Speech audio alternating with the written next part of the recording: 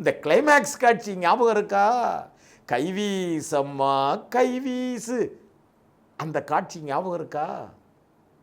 சிவாஜி கணேசனும் சாவித்திரியும் சந்திக்கின்ற, சிவாஜி கணேசனுக்கு ஒரு மகன், சாவித்திரிக்கு ஒரு மகள், சின்ன மகன் சின்ன மகள், இவங்க 4 பேரும் சந்திக்கின்ற பாசமலர் கிளைமேக்ஸ் காட்சி ஞாபகம் இருக்கா?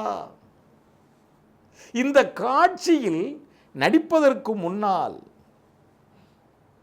இந்த கிளைமேக்ஸ் காட்சியினுடைய வசனத்தை வசனகர்த்தா ஆரூர்தாஸ் சிவாஜி கணேசன் அவர்கள்ட்ட வாட்சி காமிச்சிட்டு, இதுதாயா நடக்க போகுது அப்படின்னு சொன்ன உடனே சிவாஜிக்கு நெருப்பில் வெந்த கண்கள் மேக்கப். மிகப்பெரிய பணக்காரனாக இருந்தவர் இன்னைக்கு பிச்சாதிபதியை விட கேவலமா கிழிஞ்ச கோட்டு அந்த உடையோட அவர் அப்படி அலங்கரித்து விட்டுருக்காங்க. உடையும் ஒப்பனையும் அப்படி இருந்தால் போதுமா?